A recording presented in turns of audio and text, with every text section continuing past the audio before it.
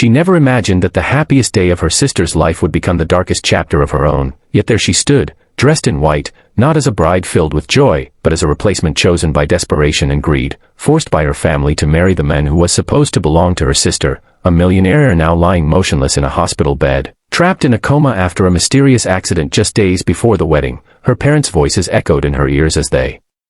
reminded her of family honor, business contracts, and the consequences if the marriage was cancelled, while her sister lay broken, blaming fate and refusing to step into a union shattered by death. And so she, quiet, obedient, always the second daughter, was pushed forward to take the vows alone, signing papers beside a man who could neither see her tears nor hear her trembling promise, the world assuming she was lucky to marry wealth while she felt like a sacrifice offered to save a collapsing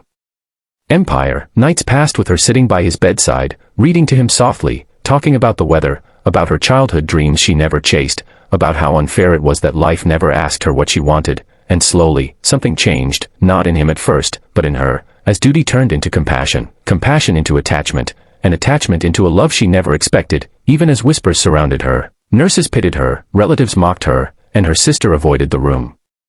altogether, unable to face the men she once loved. Then one night, when hope felt thinner than the hospital lights, his fingers moved, barely, but enough to stop her breath, enough to make her heart race, and when his eyes finally opened days later, the first face he saw was not the woman who abandoned him, but the one who stayed, the woman forced into his life yet chosen by fate. And as he recovered, truth surfaced, about the accident, about betrayal, about contracts signed in fear, and the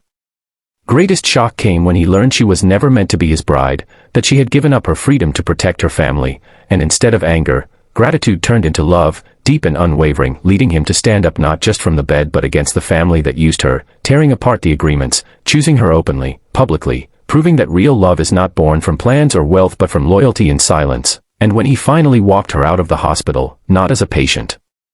but as a man reborn, she realized the coma didn't steal his life, it revealed the truth of everyone around him, and in choosing her, he gave her something she never had before, a voice, a future, and a love that was never forced. If this story moved you, if you believe destiny works in the most painful yet beautiful ways, don't forget to subscribe to the channel, because every subscription helps us bring more powerful, emotional stories like this to life, and the next story might just change the way you see love forever.